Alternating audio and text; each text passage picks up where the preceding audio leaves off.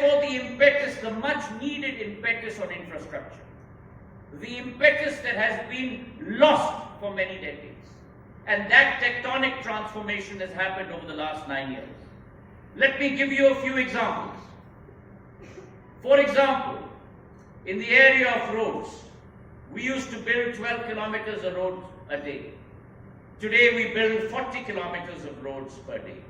In the last 9 years, where India built 75,000 kilometers of highways in 75 years, we have built 75,000 kilometers of additional highways in the last 9 years.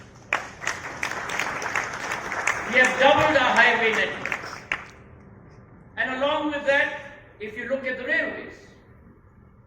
railway system in India that used to put in place 600 route kilometers per year, today is powering ahead by putting in place close to 4,000 route kilometers per year.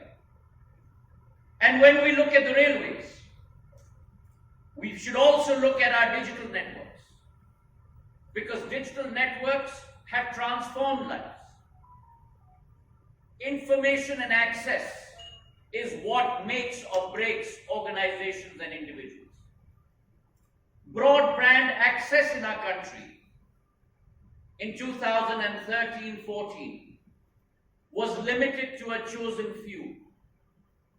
61 million inhabitants in a country of 1.3 billion people.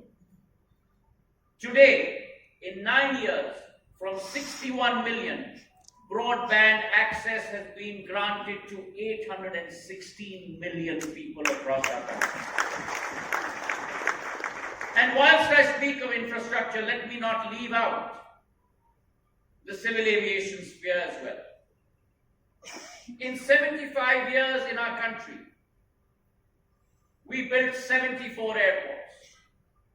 In the last 9 years, we have built an additional 74 airports, waterdromes and heliports, taking the total to 140.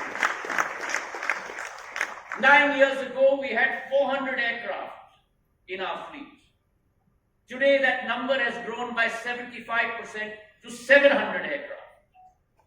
But the journey is still ongoing. It is our aim and our resolve to build greater than 200 airports in our country over the next 4 to 5 years. It is our aim and our resolve that the capability of 22 million people, 220 million people, will be doubled to 450 million by 2030.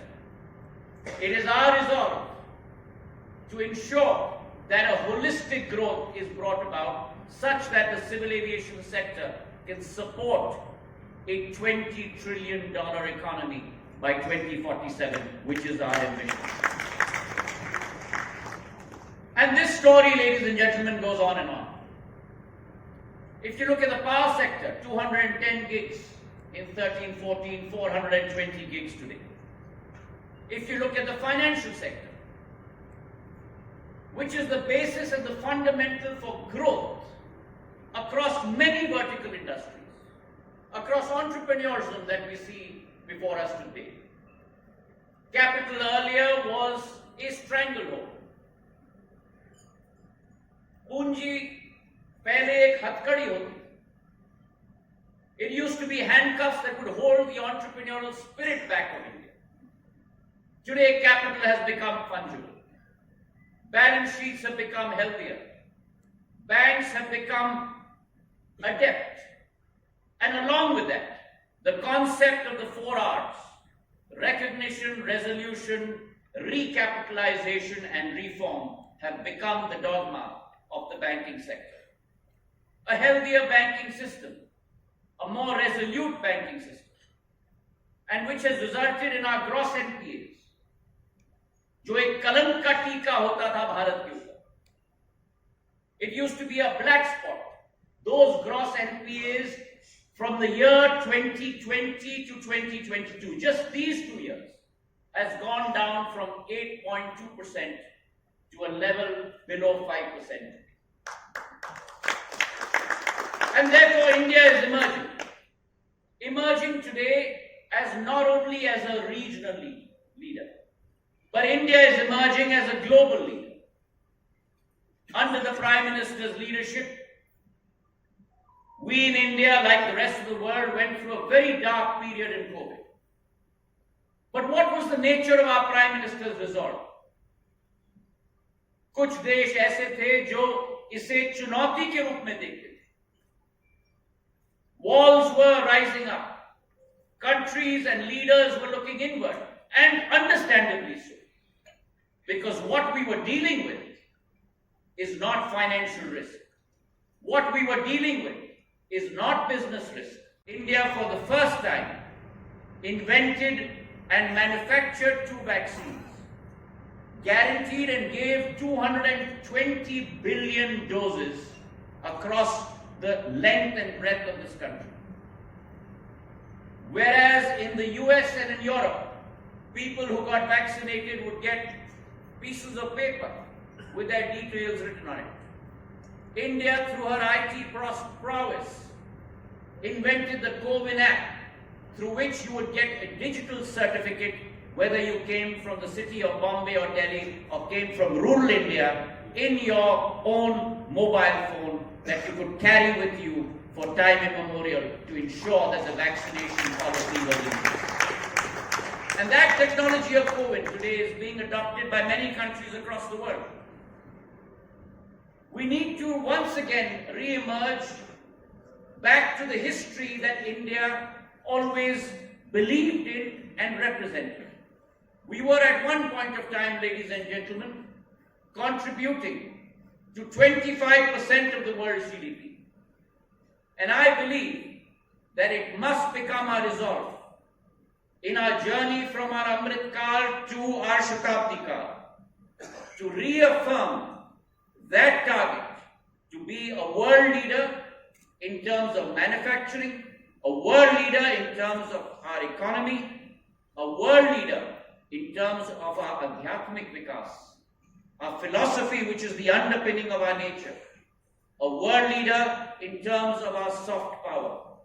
And that truly represents the capability of India. A few words on entrepreneurship.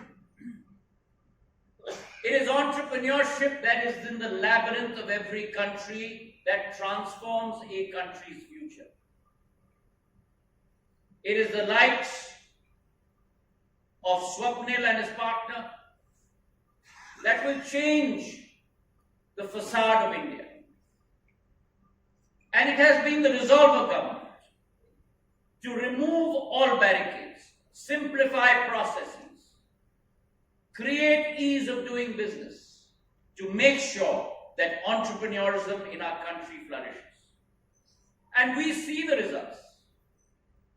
In 2013-14, India had 416 startups. Today, at last count, we have greater than 85,000 startups in our country. Then there's happiness abounding. People will notice you and not notice you. But it's in times of need that you stand shoulder to shoulder, that you build your team. The last thought that I'd like to leave you with is an oft-repeated quote by Nelson Mandela when he said that many people think of the way things are and ask the question why. I dream of things that have never been and ask the question, why not? Thank you very much.